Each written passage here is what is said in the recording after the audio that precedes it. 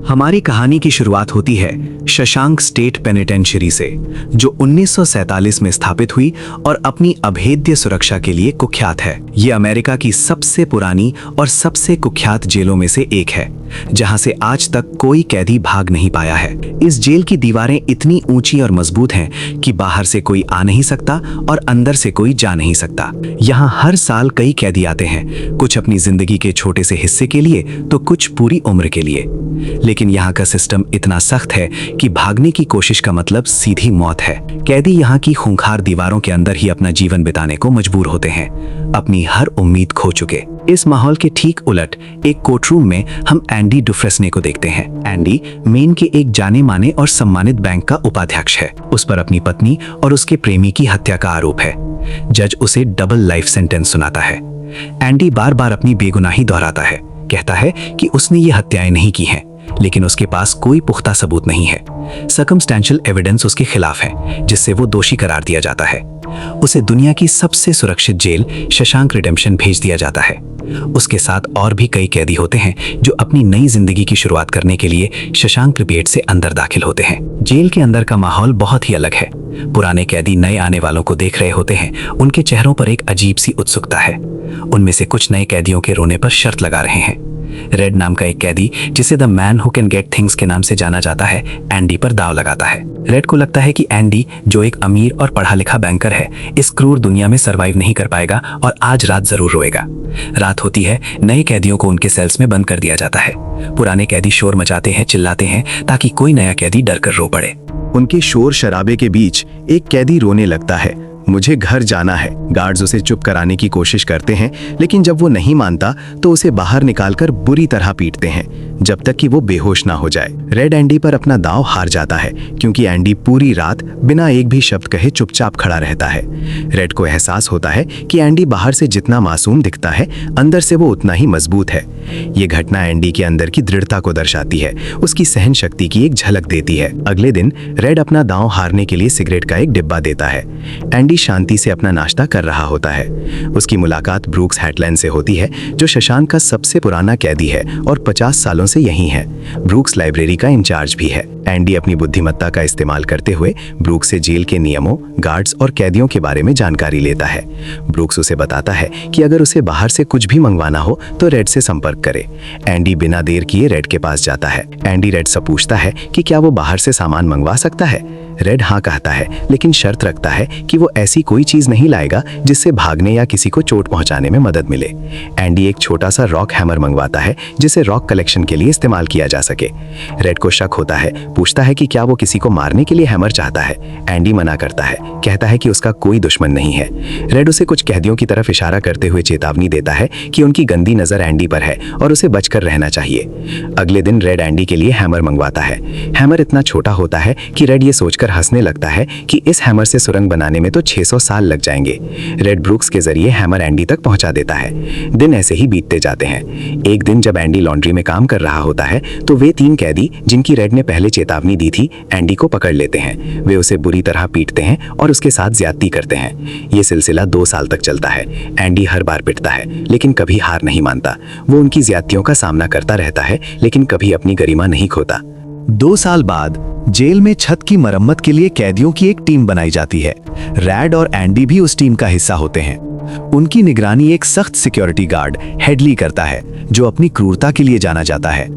Headley कैदियों को जरा सी गलती पर भी बेरहमी से पीटता है। छत पर काम करते हुए हेडली अपने साथियों से अपने भाई की मौत के बारे में बात करता है।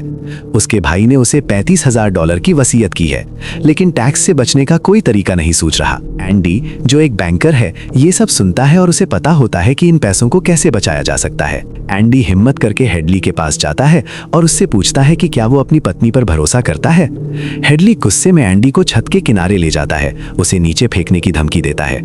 एंडी शांत रहता है और उसे बताता है कि अगर वो अपनी पत्नी पर भरोसा करता है तो वो आसानी से अपने भाई के पैसे उसकी पत्नी के अकाउंट में ट्रांसफर कर सकता है, बिना टैक्स दिए।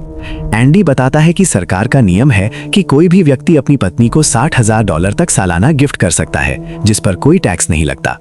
एंडी ये भी कहता है कि वो ये काम हेडली के लिए मुफ्त में करेगा, जबकि बाहर का कोई वकील उससे मोटी फीस लेगा। हेडली पूछता है कि उसे बदले में क्या चाहिए। एंडी मुस्कुराता है और कहता है कि उसे कुछ नहीं चाहिए, बस जब उसका काम हो जाए तो वो उसके दोस्तों को बियर पिला दे। अगले दिन सभी कैदी छत पर बियर का मजा ले रहे होते हैं। एंडी ने हेडली का काम सफलतापूर्वक कर दिया था। एंडी खुद बियर नहीं पीता, बल्कि एक कोने में बैठकर अपने दोस्तों को खुश देखकर मुस्कुराता है। जेल में बियर पीना लगभग असंभव था, लेकिन एंडी की वजह से उनकी ये इच्छा पूरी हुई। ये घटना एंडी के लिए जेल में सम्मान और दोस्तों का आधार बनती है। समय बीतता है और एंडी और रेड की दोस्ती गहरी होती जाती है। कुछ दिनों बाद जेल में एक फिल्म दिखाई जाती है, रीटा हेवर्थ की गिल्डा। सभी कैदी फिल्म का आनंद ले रहे होते हैं। एंडी रेड से रीटा हेवर्थ का एक बड़ा पोस्टर लाने के लिए कहता है। रेड ही एकमात्र ऐसा व्यक्ति है जो जेल में बाहर से चीजें ला सकता है। एंडी जब बाहर निकलता है तो वही 3 कैदी फिर उसे रोकते हैं। इस बार एंडी उनसे मना कर देता है। वे उसे पकड़ लेते हैं और जबरदस्ती करने की कोशिश करते हैं। एंडी उनसे लड़ता है, लेकिन वे 3 होते हैं, इसलिए वे एंडी को बुरी तरह पीटते हैं। इस बार एंडी इतना पिटता है कि उसे 1 महीने के लिए अस्पताल में भर्ती होना पड़ता है। जिस कैदी ने एंडी को मारा था उसे 1 हफ्ते के लिए काल कोठरी में डाल दिया जाता है। 1 हफ्ते बाद जब वो अपने सेल में वापस आता है तो वही ऑफिसर जिसका एंडी ने टैक्स बचाया था उसे बुरी तरह पीटता है। वो उसे इतना मारता है कि वो हमेशा के लिए पैरालाइज हो जाता है। 1 महीने बाद जब एंडी अस्पताल से अपने सेल में वापस आता है तो उसे रीटा हेवर्थ का एक बड़ा पोस्टर मिलता है, जो रेड की तरफ से एक वेलकम गिफ्ट होता है। इस तरह से दिन गुजरते हैं। एक दिन जेल का वार्डन सैमुअल नॉर्टन अपने सिक्योरिटी गार्ड्स के साथ एंडी के सेल में आता है और उसकी तलाशी लेता है। वार्डन को कुछ नहीं मिलता। उसकी नजर सामने लगे पोस्टर पर पड़ती है। वार्डन कहता है कि वैसे तो वो सेल में पोस्टर अलाउ नहीं करता, पर तुम इसे अपने सेल में लगा सकते हो। दरअसल ये तलाशी तो एक बहाना था। वार्डन को उस ऑफिसर ने बताया था कि कैसे एंडी ने उसका टैक्स बचाया। वार्डन अपने फायदे के लिए एंडी से मिलना चाहता था। एंडी के हाथ में बाइबल होती है, जिसे वार्डन ले लेता है और कुछ दूर जाकर उसे वापस करते हुए कहता है, मुक्ति इसी में है। अगले दिन वार्डन एंडी को अपने ऑफिस में बुलाता है और कहता है कि एंडी जैसे इंटेलिजेंट आदमी को जेल की सलाखों के पीछे नहीं रहना चाहिए। वार्डन एंडी को लाइब्रेरी का असिस्टेंट बना देता है। ब्रूक्स, जो सालों से लाइब्रेरी संभाल रहा था, अब एंडी के साथ काम करता है। वही ऑफिसर जिसका एंडी ने टैक्स बचाया था, एक और ऑफिसर को एंडी के पास लाता है, जिसे ITR भरने में दिक्कत आ रही होती है। एंडी कुछ ही मिनटों में उसका ITR भर देता है। पूरे जेल में एंडी के चर्चे होने लगते हैं। जैसे जैसे साल बीतते हैं, एंडी का काम बढ़ता चला जाता है। वो जेल के स्टाफ और गार्ड्स के लिए टैक्स रिटर्न, इन्वेस्टमेंट सलाह और अकाउंटिंग का काम करता है। उसकी बुद्धिमत्ता और बैंकिंग ज्ञान उसे जेल में एक खास मुकाम दिलाते हैं। उसे अपने काम में मदद के लिए एक असिस्टेंट की जरूरत पड़ती है और वो अपना असिस्टेंट अपने सबसे अच्छे दोस्त रेड को बनाता है। एंडी जेल की लाइब्रेरी को भी बेहतर बनाता है, किताबों का ऑर्डर देता है और कैदियों को पढ़ने के लिए प्रेरित करता है। एक दिन लाइब्रेरी में ब्रूक से कैदी के गले पर चाकू रख देता है। सरकार ने उसकी सजा माफ कर दी है, पर वो जेल छोड़कर नहीं जाना चाहता।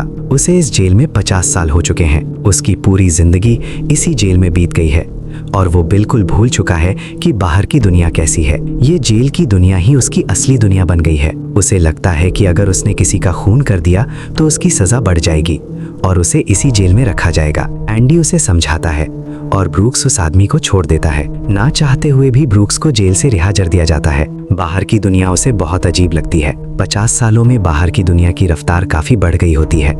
सड़कों पर गाड़ियों की भीड़ है, लोग तेजी से चलते हैं। वो एक सुपरमार्केट में काम करने लगता है, लेकिन उसका बाहर की दुनिया में बिल्कुल भी मन नहीं लगता।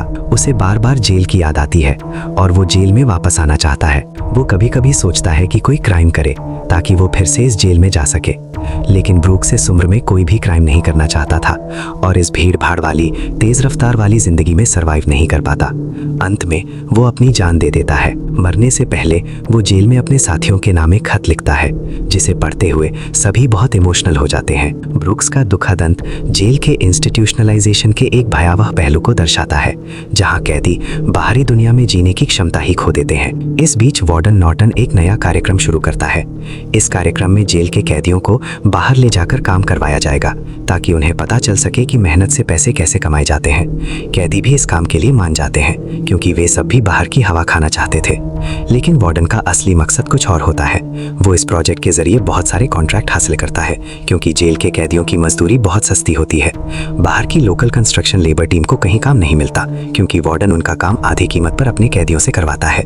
वार्डन आधी कीमत पर काम इसलिए करता है क्योंकि कैदी कोई लेबर तो थे नहीं जिनको वार्डन दिहाड़ी दे पाता। इसलिए वार्डन फ्री में कैदियों से काम करवाकर बहुत सारा पैसा कमाने लगता है। ये पैसा ब्लैक का होता है। एंडी एक बैंकर होने की वजह से वार्डन के सारे ब्लैक मनी को व्हाइट में बदल देता है। एंडी इन पैसों को एक ऐसे काल्पनिक आदमी के नाम पर जमा करता है जो इस दुनिया में है ही नहीं। वो उसके अकाउंट में सारा पैसा ट्रांसफर कर देता है ताकि अगर कल को पुलिस को पता भी चल जाए तो पुलिस एक ऐसे आदमी को ढूंढ रही होगी जो इस दुनिया में कभी पैदा ही नहीं हुआ। एंडी ने अपनी बैंकिंग स्किल्स का उपयोग वार्डन के अवैध धंधे को चलाने के लिए किया, लेकिन ये सब उसकी अपनी योजनाओं का हिस्सा था। अब जेल में एक नया कैदी आता है जिसका नाम टॉमी विलियम्स है। टॉमी बहुत यंग होता है और वो इस छोटी सी उम्र में कई सारी जेलों में जा चुका है। टॉमी एक बहुत ही फ्रेंडली नेचर का था, इसलिए उसकी जल्द ही जेल में बहुत से कैदियों से दोस्ती हो जाती है।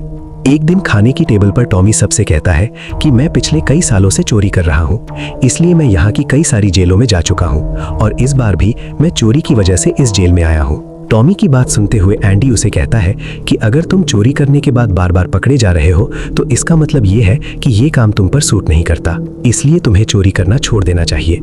एंडी उसे GED जनरल एजुकेशनल डेवलपमेंट की पढ़ाई करने के लिए प्रेरित करता है ताकि वो एक बेहतर भविष्य बना सके। टॉमी को एंडी की ये बात बिल्कुल ठीक लगती है, इसलिए टॉमी रेड से एंडी के बारे में जानकारी लेने लगता है। टॉमी रेड से कहता है कि एंडी बहुत ही इंटेलिजेंट और डिसेंट इंसान है, उसे जेल क्यों हुई है। रेड उसे बताता है कि एंडी एक बहुत बड़ा बैंकर था, लेकिन उसने अपनी वाइफ और उसके लवर का कत्ल किया, जिस वजह से उसे उम्र भर कैद हुई।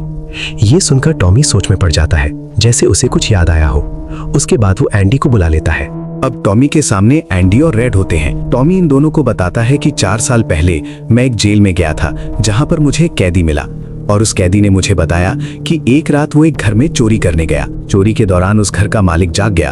अब पकड़े जाने के डर से उसने उस घर के मालिक और उसकी पत्नी को मार डाला। बाद में उसे पता चला कि वो दोनों पति पत्नी नहीं थे बल्कि लवर थे और वो औरत एक बहुत बड़े बैंकर की पत्नी थी। कुछ समय बाद जब मैंने अखबार में न्यूज़ पढ़ी तो मुझे पता चला कि पुलिस ने जब इन 2 मर्डर्स के बारे में जांच की तो पुलिस को शक हुआ कि इन दोनों को बैंकर ने मारा है।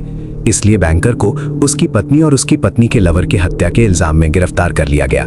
यहाँ हमें पता चलता है कि एंडी बेगुनाह था। टॉमी की कहानी से एंडी की बेगुनाही का सबूत मिल जाता है। ये सब जानने के बाद एंडी वार्डन के पास जाता है और उसे ये सारी बातें बताता है, पर वार्डन जानबूझकर उसकी बातों पर विश्वास नहीं करता क्योंकि एंडी वो इंसान है जो उसके काले पैसों को व्हाइट में बदलता है और वार्डन के साले राज जानता है। इसलिए अगर एंडी यहाँ से चला गया तो वार्डन ना तो और पैसे कमा पाएगा और शायद उसके ब्लैक पैसों का राज भी खुल जाएगा। इसलिए वो एंडी से कहता है कि ये एक झूठी कहानी है, मुझे ऐसी कहानियां रोज सुनने को मिलती हैं। एंडी वार्डन से वादा करता है कि अगर मैं आजाद भी हो गया तो मैं तुम्हारा राज ही रखूंगा, लेकिन वार्डन एंडी की कोई भी बात नहीं सुनता। ये देखकर एंडी को बहुत गुस्सा आता है कि मैंने इस आदमी की इतनी मदद की लेकिन आज बेगुनाह होने के बावजूद भी मुझे ये बाहर नहीं जाने दे रहा। इसलिए एंडी वार्डन पर चिल्ला पड़ता है। तब वार्डन एंडी को 1 महीने के लिए काल कोठरी में डाल देता है और उसके बाद वो सीधे टॉमी के पास जाता है। वार्डन टॉमी से पूछता है कि क्या तुमने जो बातें एंडी को बताई हैं वो सारी सच हैं। टॉमी कहता है हाँ, ये बिल्कुल सच है। इसके बाद वो टॉमी से कहता है कि क्या अगर तुम्हें कोर्ट में बुलाया जाए तो तुम कोर्ट में इस बात की गवाही दे सकते हो। तब टॉमी कहता है हाँ, मैं इसके लिए तैयार हूँ। ये सुनते ही वार्डन ऊपर गार्ड को इशारा करता है और वो गार्ड टॉमी को गोलियों से छलनी कर देता है। वार्डन ने टॉमी को मार डाला ताकि एंडी की बेगुनाही का एकमात्र गवाह हमेशा के लिए खामोश हो जाए। इसके बाद वार्डन एंडी के पास जाता है और उसे कहता है कि टॉमी ने भागने की कोशिश की थी, इसीलिए उसे गोली मार दी गई। लेकिन एंडी समझ जाता है कि टॉमी को क्यों मारा गया और एंडी मन ही मन सोचता है कि वार्डन बहुत ही घटिया इंसान है। एंडी वार्डन से कहता है कि आज के बाद मैं तुम्हारा काम कभी नहीं करूंगा। तब वार्डन कहता है कि मेरा काम तो तुम्हें ही करना पड़ेगा, वरना मैं ये जेल तुम्हारे लिए नरक बना दूंगा। और जाते हुए वार्डन सिक्योरिटी गार्ड से कहता है कि उसे 1 और महीने के लिए काल कोठरी में रखो। काल कोठरी एक बहुत ही खौफनाक जगह थी जहां काले अंधेरों में कैदी को पूरे 1 महीने रहना पड़ता था। अब एंडी इस काल कोठरी में 1 महीना तो बिता चुका था, लेकिन अब उसे 1 और महीना उसी अंधेरे वाले छोटे से कमरे में बिताना पड़ेगा। बाहर पूरे जेल में ये खबर फैल जाती है कि एंडी उस गुनाह की सजा काट रहा है जो उसने कभी किया ही नहीं था। जेल के अंदर मौजूद सभी कैदियों को एंडी के लिए बहुत दुख होता है। अब काल कोठरी में पूरे 2 महीने गुजारने के बाद जब एंडी बाहर आता है तो रेड उसके पास आता है। एंडी रेड से पूछता है कि क्या तुम कभी इस जेल से बाहर निकल पाओगे। रेड कहता है हाँ, लेकिन तब जब मैं बहुत बूढ़ा हो गया होऊंगा और मेरा दिमाग काम करना बंद कर देगा। एंडी कहता है कि मैं यहाँ से निकलकर मेक्सिको जाऊंगा। मेक्सिको में जिहुआतेनेजो नाम की एक बहुत खूबसूरत जगह है समुद्र किनारे, जहाँ इंसान अपने आप को वहाँ खो देता है। मैं वहाँ अपना एक रेस्टोरेंट खोलूंगा, समुद्र किनारे अपनी नाव की रिपेयर करूंगा और वहाँ मुझे एक जुगाड़ी आदमी की जरूरत पड़ेगी जो मेरे लिए बाहर से सामान लाया करेगा। असल में वो रेड की तरफ इशारा कर रहा था। रेड ये सुनकर कहता है कि उम्मीद बहुत खतरनाक चीज होती है, ये इंसान को पागल तक कर देती है। तुम्हें सच्चाई की दुनिया में वापस लौटना होगा, मेक्सिको यहाँ से बहुत दूर है। ये कहकर रेड वहाँ से जाने लगता है, लेकिन जाने से पहले एंडी रेड से कहता है कि वादा करो कि अगर तुम कभी यहाँ से रिहा हुए तो मेरा एक काम करोगे। रेड कहता है हाँ मैं जरूर करूंगा। तब एंडी रेड को एक एड्रेस बताता है और कहता है कि जब भी तुम यहाँ से छूट जाओ तो उस जगह जाना जहाँ एक बड़े मैदान के बीच एक खूबसूरत पेड़ है, ओक का पेड़। उसी पेड़ के नीचे मैंने अपनी वाइफ को प्रपोज किया था। वो रेड से कहता है कि उसी पेड़ के नीचे एक दीवार के अंदर तुम्हें काले रंग का पत्थर मिलेगा जिसके नीचे मैंने एक बॉक्स छिपाया है, और जब भी तुम रिहा हो जाओगे तो वहां जाकर उस पत्थर के नीचे उस बॉक्स को देखना कि उसमें क्या है। ये कहकर एंडी वहां से चला जाता है और सीधा वार्डन के पास पहुंचता है। वो वार्डन का काम पूरा करके उसके सारे डॉक्यूमेंट्स एक खास तिजोरी में रखता है। डॉक्यूमेंट्स रखने के बाद वार्डन एंडी को अपने कपड़े देता है। वो एंडी से कहता है कि मेरे कपड़े प्रेस करवा देना और मेरे जूतों को शीशे की तरह चमका देना, जिसके बाद एंडी वापस अपने सेल में आ जाता है। वहीं दूसरी तरफ रेड आज रात बहुत परेशान होता है क्योंकि उसे डर था कि एंडी कहीं खुद को मार ना दे। इस तरह से रात गुजर जाती है और सुबह होती है। सुबह होते ही सभी कैदियों के सेल के दरवाजे खुल जाते हैं और सभी कैदी बाहर आ जाते हैं, लेकिन एंडी सेल से बाहर नहीं आता। ये पिछले 20 सालों में पहली बार ऐसा हो रहा था कि कोई कैदी सुबह अपने सेल से बाहर नहीं आया। तब रैट की नजर भी एंडी के सेल की तरफ होती है और रैट की परेशानी बढ़ती रहती है कि कहीं एंडी ने खुद को मार तो नहीं दिया। तभी एक गार्ड बहुत गुस्से में एंडी के सेल की तरफ जाता है, लेकिन वहां पहुंचकर जब वो देखता है तो उसकी आंखें खुली की खुली रह जाती हैं क्योंकि अंदर सेल में कोई भी नहीं था और एंडी वहां से फरार हो चुका था। अब हम वार्डन को देखते हैं जो अपने जूते पहनने के लिए निकालता है, लेकिन उस बॉक्स में उसके नहीं बल्कि एंडी के पुराने जूते होते हैं। और तभी पूरे जेल में सायरन बजने लगता है और ये सायरन होता है किसी कैदी के भागने का। वार्डन तेजी से एंडी के सेल में जाता है और वहां वो देखता है कि एंडी नहीं है। इसके बाद वो सिक्योरिटी गार्ड से कहता है कि जाओ और रैट को बुला कर लाओ, क्योंकि वो हमेशा एंडी के साथ रहता था। यहाँ पर रैट को भी बुलाया जाता है। वार्डन रैट से पूछता है कि ये एंडी कहाँ है। रैट कहता है कि मुझे क्या पता। इस बात पर वार्डन को बहुत गुस्सा आता है। वो कहता है क्या वो कोई भूत था जो रातों रात यहाँ से गायब हो गया। गुस्से में वार्डन वहाँ पड़े पत्थर उठाता है और उनसे गार्ड्स और रैट को मारने लगता है, और एक पत्थर वो उस पोस्टर पर भी मारता है जो दीवार पर लगा होता है, पर पत्थर टकराकर नीचे नहीं गिरता बल्कि पोस्टर के आर पार हो जाता है। और जब वार्डन उसके अंदर हाथ डालता है तो देखता है कि एंडी ने वहाँ एक बहुत बड़ी सुरंग बना रखी थी, जिसे देखकर सब हैरान हो जाते हैं क्योंकि ये दीवार बहुत मजबूत होती है। बिना मशीन के इस दीवार में सुरंग बनाना लगभग नामुमकिन था, पर एंडी ने नामुमकिन को मुमकिन कर दिखाया और यहाँ से फरार हो गया। इसके बाद सभी गार्ड्स वहां जाते हैं जहां से एंडी बाहर निकला था। वहां उन्हें एंडी के पुराने कपड़े और वो हथौड़ी मिलती है जो आज से 20 साल पहले एंडी ने रेड से मंगवाई थी। ये वही हथौड़ी होती है जिससे पिछले 20 सालों से एंडी अपनी सेल की दीवार में सुरंग बना रहा था। 20 सालों से एंडी ने ये काम इतनी बारीकी से किया कि किसी को पता तक नहीं चला। साथ ही दीवार से जो भी मिट्टी निकलती थी वो उसे अपनी जेब में रखकर ग्राउंड में बिखेर देता था।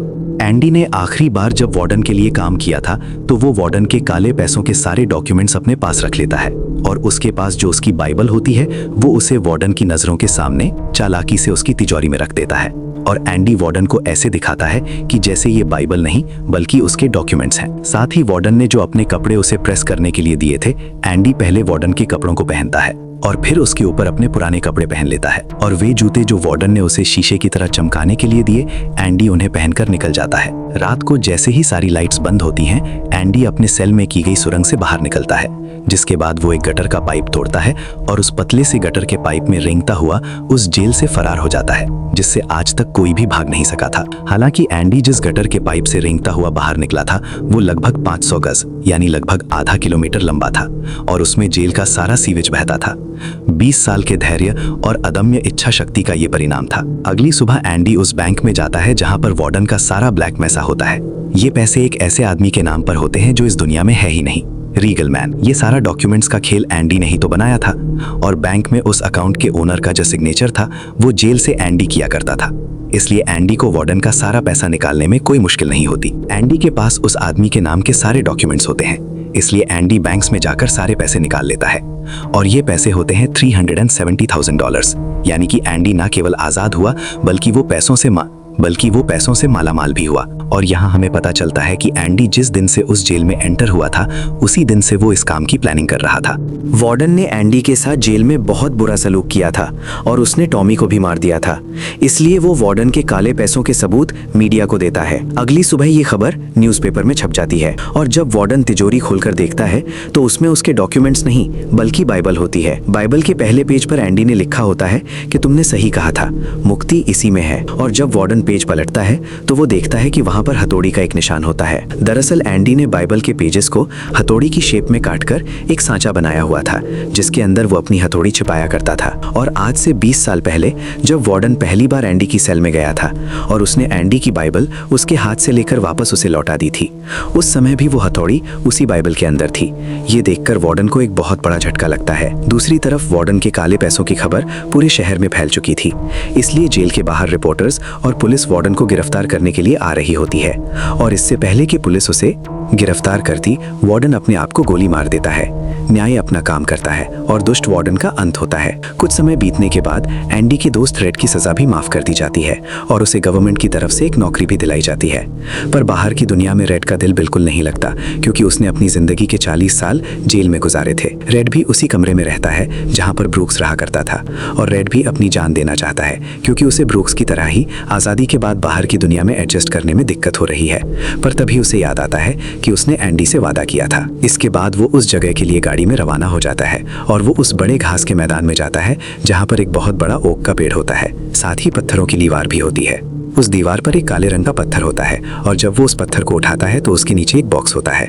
उस बॉक्स के अंदर कुछ पैसे और एक लेटर होता है। ये लेटर एंडी का होता है। उस लेटर में लिखा होता है कि एंडी रेड का उसी जगह पर इंतजार कर रहा है जिस जगह के बारे में एंडी ने रेड को जेल में बताया था, जिहुआतेनेजो। उसके आगे एंडी ने लिखा होता है, उम्मीद अच्छी चीज होती है और कोई भी अच्छी चीज कभी मरती नहीं है। इसके बाद रेड उस जगह पहुंच जाता है और जब वो समुद्र किनारे जाता है तो वो देखता है कि एंडी नाव में बैठकर अपनी नाव ठीक कर रहा है। ये जगह, ये सब कुछ एंडी का वो सपना होता है जो उसने जेल में रेड से शेयर किया था और रेड ने कहा था कि उम्मीद अच्छी नहीं होती। इसके बाद ये दोनों एक दूसरे को गले लगाते हैं और इसी के साथ ये कहानी खत्म हो जाती है जो हमें उम्मीद, दोस्ती और आज़ादी के महत्व को सिखाती है। उम्मीद है कि आपको ये कहानी अच्छी लगी हो। वीडियो को लाइक और कमेंट जरूर करना और चैनल को सब्सक्राइब कर देना।